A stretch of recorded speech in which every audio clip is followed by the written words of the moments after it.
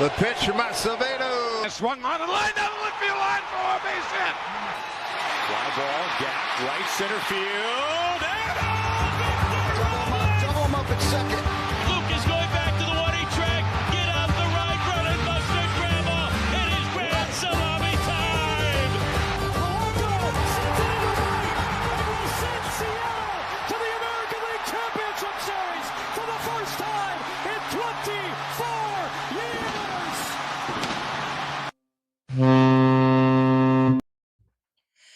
Episode 182 of the Light the W podcast. What is poppin'? Y'all, it's the All-Star break. That means our mental health is a lot better. It's a lot better, right? We had a great home run derby. The broadcast was something to be, to say the least. To say the least. All-Star game, a little bit more enjoyable on the broadcast side. However, that is now done. The draft is done.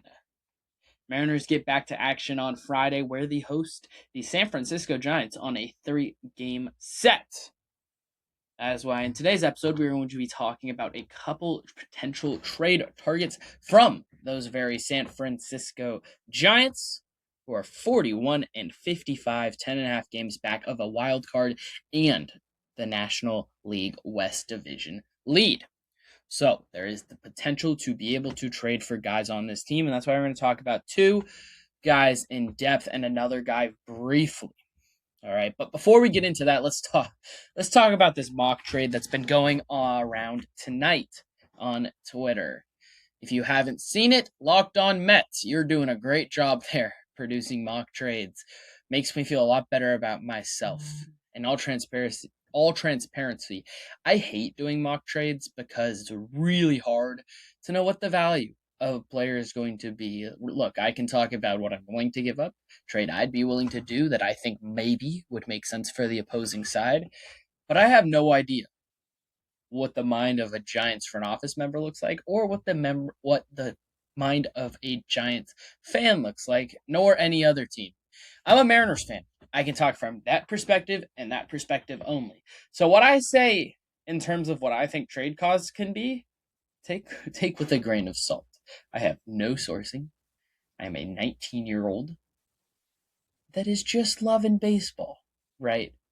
I can talk about what I think would be fair. I can talk about why I think that would maybe make sense for both sides. But ultimately, a trade would look very different probably than what I think a mock trade could look like.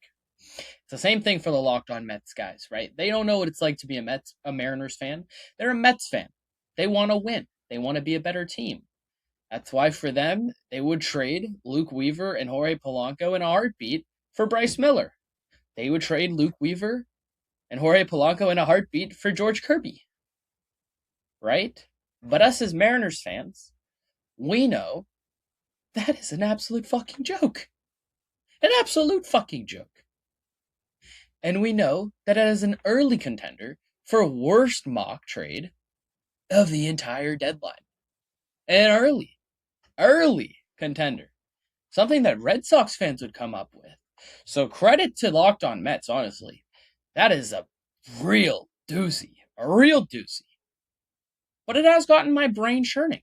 And I was looking at trade targets on a bunch of different teams before I decided to look at the Giants today.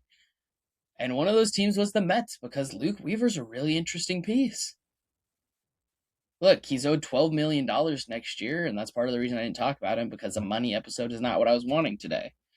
But a reliever that's been really good from the right side, that can get strikeouts, can pitch in the back end of games, as a setup guy, potentially even a closer, and has a year and a half left of control because he has a $12 million contract next year, would make sense.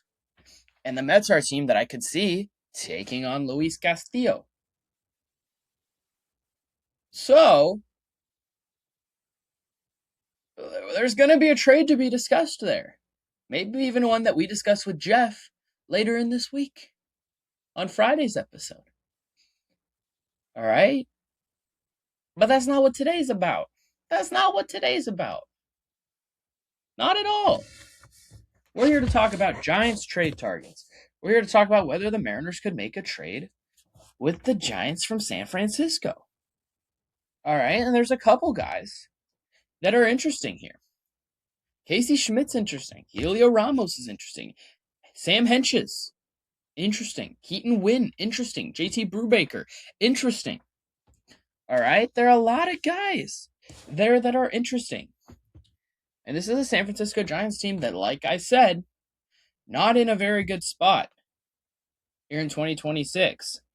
This is a team that's ranked 22nd in ERA from their starting pitchers, 22nd in ERA from their relievers. But it is a team that's ranked 12th in average, 12th in OPS, 4th in average, yet somehow ranked 24th in runs, right? Like, they haven't been able to get the big hit. They haven't been able to score the runs, but they've also been conceding and giving up a lot of runs. That's been a huge problem for them. So pitching is something that they desperately would need. You look at that roster, I think it's safe to say that Luis Arraez is a guy that is going to be gone.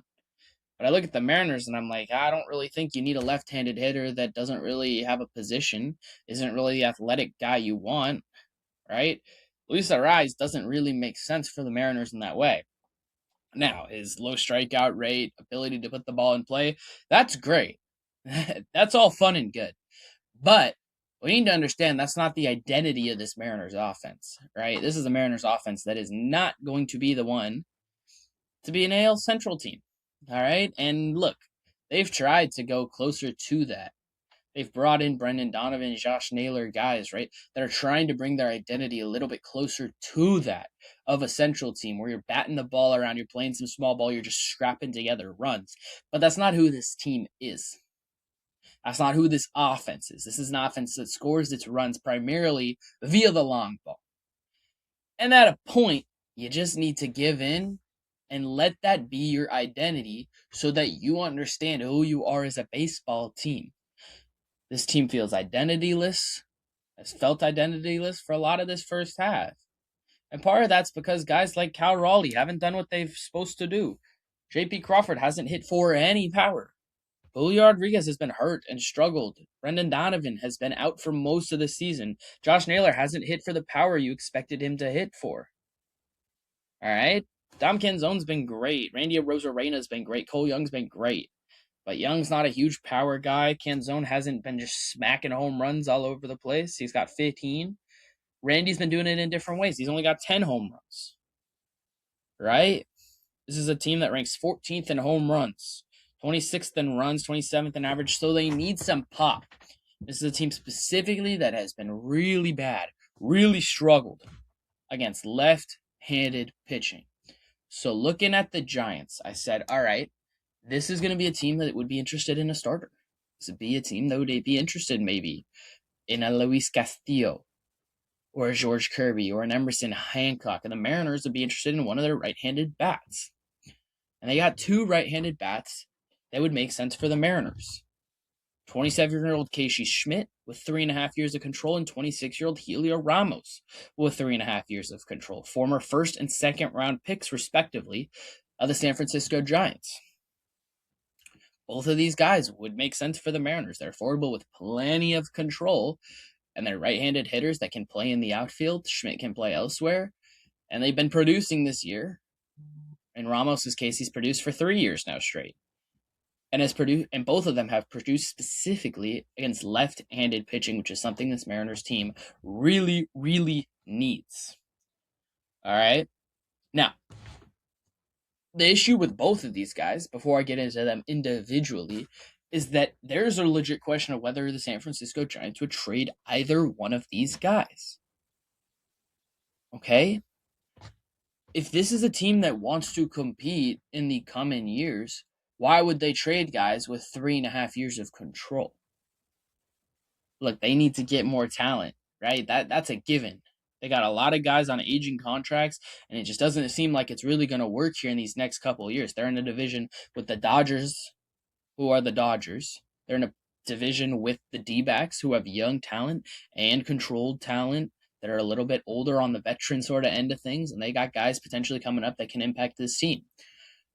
And they got the Padres also in their division, which are in a similar spot, to the Giants, who have given out some of these contracts, and it doesn't really seem like it's all coming together for them, especially here in 2026. For the Giants, it might make sense to take a step back and let some of your guys come through, come up, and be what you want them to be. You look at their farm system, right? I'm looking at Fangraphs here. Their top prospect, Bryce Eldridge, is in the big leagues, and it's been really good. Really good. They got a lot of control on this guy, even past when Casey Schmidt, Helio Ramos are gone. I mean, it's still 6+ years of control on Bryce Eldridge without even having to pay him. Okay? But then you look at it, the rest of them, the rest of their prospects, their 2, 3, 4 prospects are 18, 19, and 17 in the complex league or in high A ball.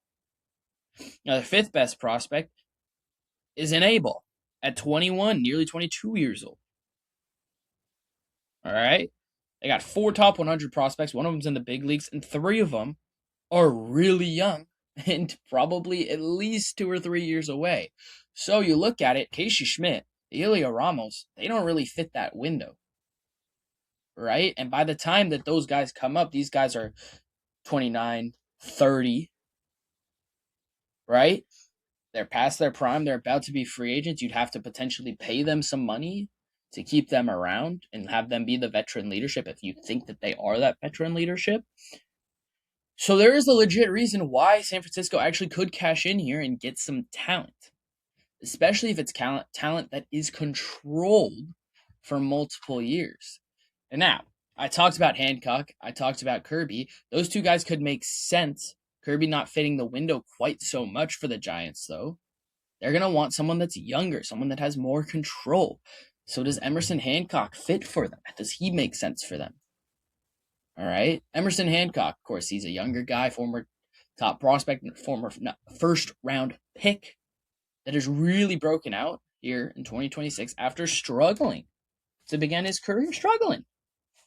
He's popped off, he's changed who he is, and he's really shown that he can be a viable and legit major league starter. He's been one of the top 3 guys in the Mariners rotation. A 3.17 ERA leads the team outside of Bryce Miller, who has only 57 2/3 innings, has thrown almost 100 innings. Hancock has.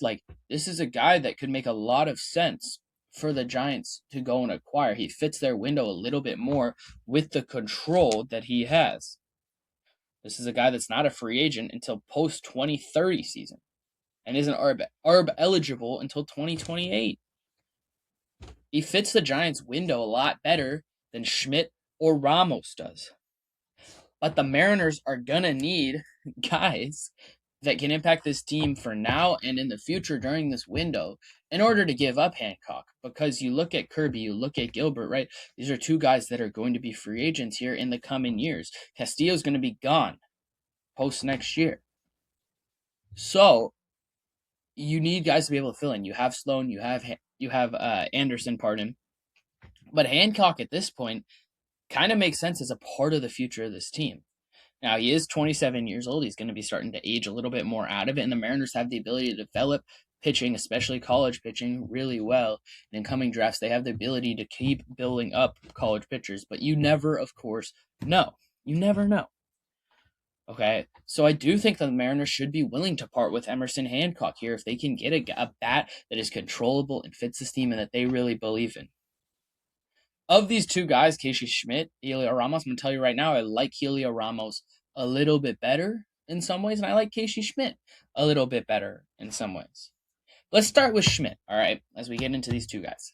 Schmidt is 27 years old, ARB 1 next year, 3.5 years of control, like I've said multiple times. This is a former 2nd rounder in 2020, that same draft as Emerson Hancock. He was out of San Diego State University and is broken out here after an up and down first 3 seasons in the big leagues.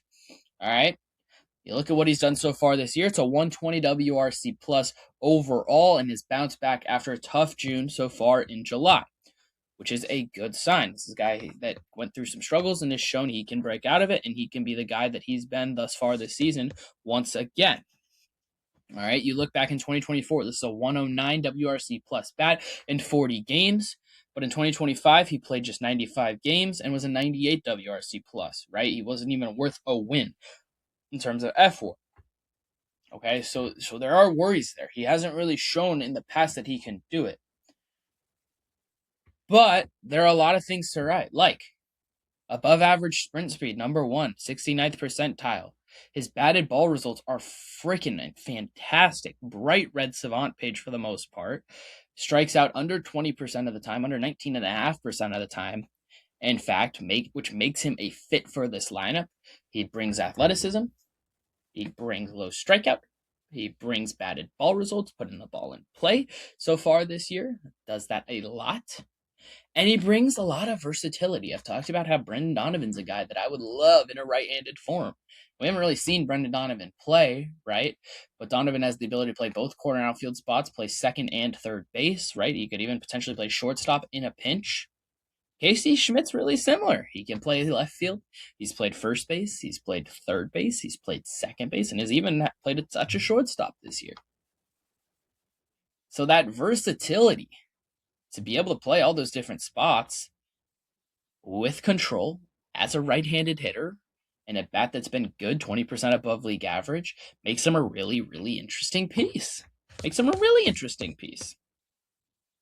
Especially for this Mariners team, which is desperately looking for guys that are versatile that can play around the field.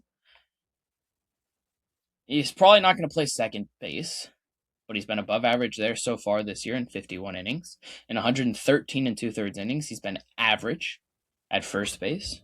He's been above average at third base in terms of defensive runs saved and outs above average. Hasn't played a whole lot of shortstop, but slightly below average, and below average in left field so far this year. So he's been primarily a third baseman and a left fielder, and he's been pretty solid at third base, which makes a lot of sense for this Mariners team, especially with J.P. Crawford struggling the way he has, and Colt Emerson being a super young 20-year-old that has gone through struggles, and maybe you don't want him in the lineup each and every single day. Now, I'm not saying I don't want Colt Emerson in line. I'm not saying I want him down in AAA. As soon as he's here, and I need to see him work through some of these struggles. But as we saw with Cole Young last year, he started to lose playing time as this team needed to win, and that's something that could potentially happen to Colt Emerson should that happen. And a guy in Casey Schmidt that can play third base means that J.P. Crawford could slide back over to shortstop every once in a while. You could take J.P. Crawford out of the lineup, especially against lefties. And it would really fit this team really well. I think Schmidt would. Now, Brendan Donovan comes back. We have another conversation there where they both fit in, but having two of them, I don't have a problem with that at all.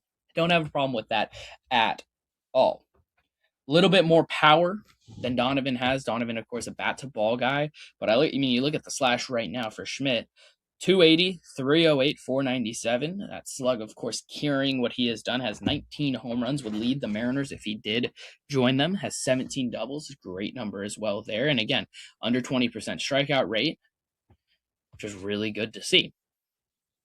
However, there are concerns, right? I talked about the track record. The 109 WRC plus in 2024 was his previous career high. Obviously, he could potentially dip below that this year, but it looks like he'll be above that.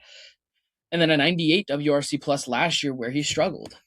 Now, I will say, let's go look at the splits in terms of what he's done against lefties. He's been really good against lefties this year. That's something that this Mariners team really desperately would love. Okay? I'm going to talk about WRC plus here. Again, that's a number that is average to 100. And however far you are above 100 means that's how much above average you are, or if you're below 100, how below average you are.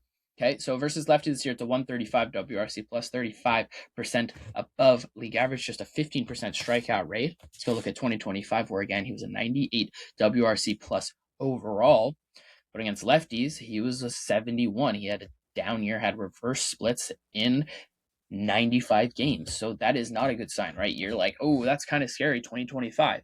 You go back to 2024, again, didn't play a whole lot of games in that season, just 40, but he was really good against lefties, a 169 WRC plus, 644 slugging percentage in that year, and a 991 OPS. And then you go look at his career numbers, career splits.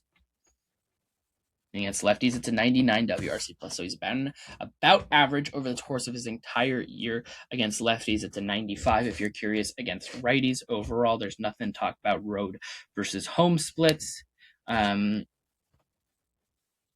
So there is a concern there. There's a reasonable concern there about his track record. And if you're trading Emerson Hancock, you want to get a guy that you are confident is going to perform. Now, he's made some swing changes, right? He's been able to get to the ball a little bit quicker. His bat speed has increased over an entire mile an hour, which is a good sign here at 27 years old. But I mean, 3.5 years, you're going to have him into his 30s, and you wonder, how is that going to age? How is that going to age? How is he going to age? How does that work with his bat speed potentially dropping again? And I mean, is this a first half wonder kid? Like you see those guys every year that have a really good first half and just fall off a cliff. I mean, we talked about Willie Castro a year ago, who joined the Cubs at the deadline, and he really struggled for the Cubs, and then he ended up having to go to frickin' Colorado in Coors Field, where he has again struggled this year. So Casey Schmidt by no means is a perfect fit, and you combine that track record with a really, really low walk percentage in the first percentile, 2.4%, and a 36.5% chase rate in the 14th percentile. There are legit concerns about Casey Schmidt,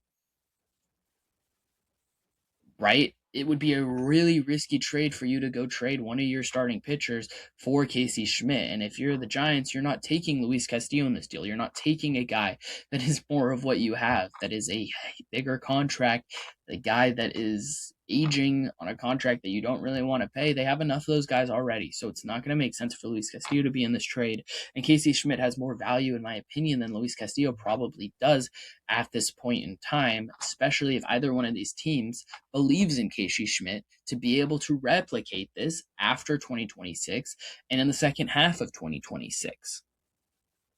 Right? If anything, Hancock is an overpay. It feels that way. But they are a little bit of mirror images of each other, where they have made some changes and all of a sudden they're in breakout seasons, and both have their red flags, both have their concerns, both are controllable, both are 27 years old, ironically. Hancock has more control though, and has had less of a track record in the big leagues, and as we as Mariners fans know, he has made some really legit changes in terms of his arm angle and his arsenal, which are, as a pitcher, those changes, to me at least, feel more believable than a guy that has had a good first half of the season at the plate. I mean, we just saw Cal Raleigh hit 60 home runs a year ago and look like me at the plate in 2026. So, would I do a deal Emerson Hancock for Casey Schmidt?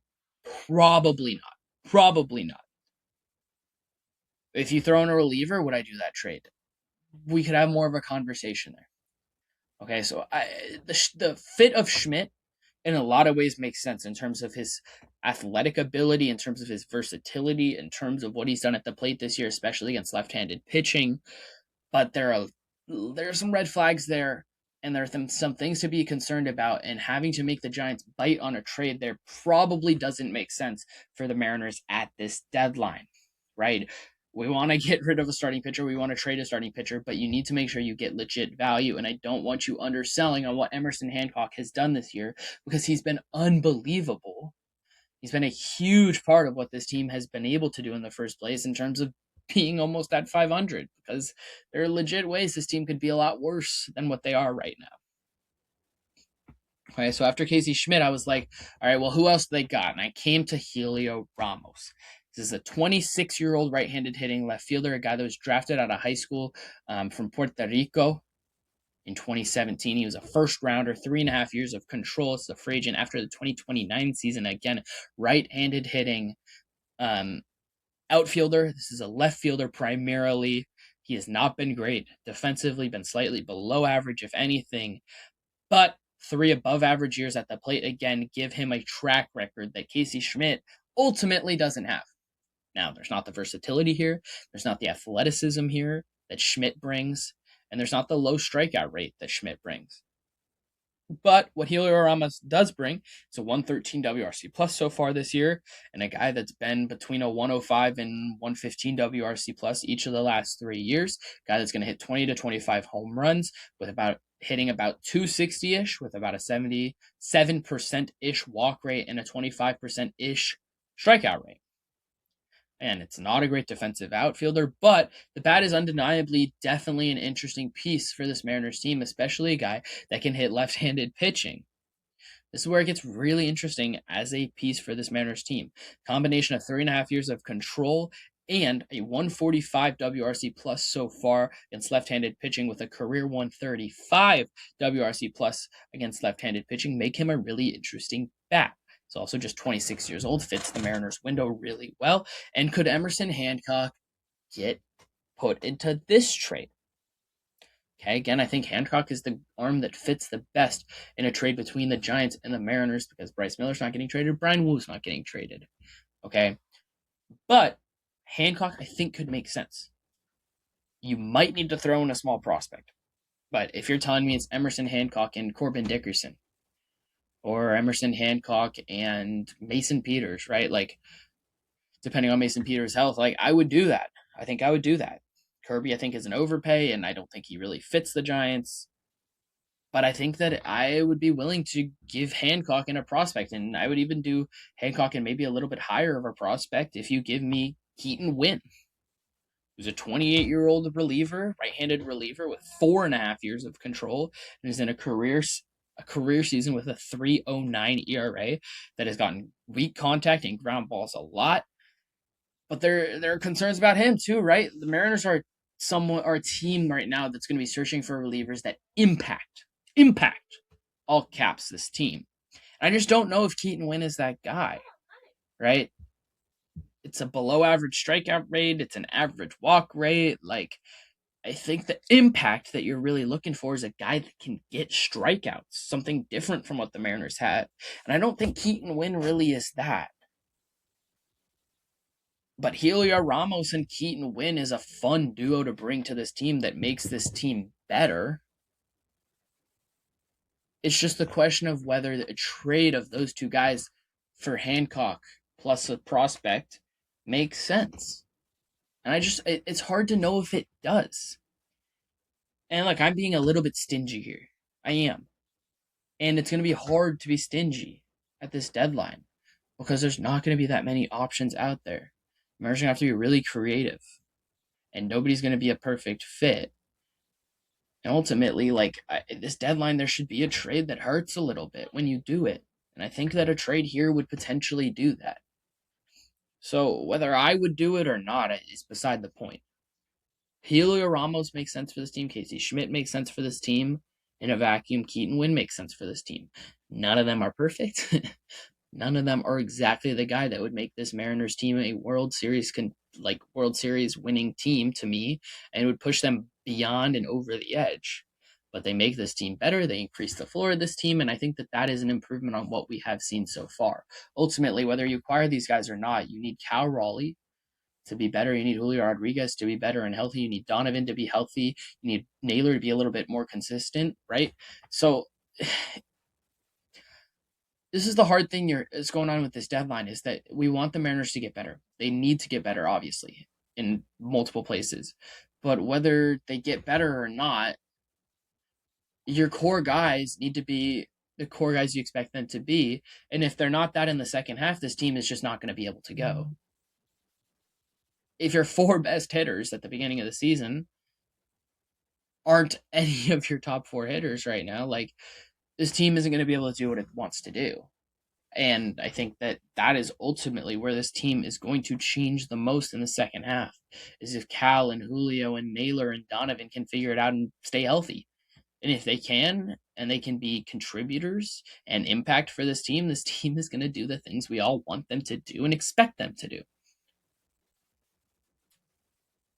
But watch these guys over the weekend. Look how they start off their second half. How does Keaton Winn look? Is he getting strikeouts? Is he getting the ground balls and the weak contacts that he's gotten all year so far? How does Heliot Ramos look? Casey Schmidt look? Do they look like guys you'd want to see in a Mariners uniform?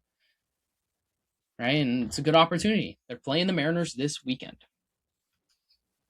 All right. That's going to do it for this episode. Thank you guys so much for listening once again. Episode 182 of the show. Happy Wednesday. Happy hump day. Join us on Friday for a trade deadline primer with me and Jeff. We'll do some mock trades. We'll see, who do we think are contenders? Who are going to make trades? Who fit with the Mariners? And we'll look back at some of our preseason predictions around baseball and do some second half predictions as well. Thank you guys so much for listening. As always, go Imps. Peace.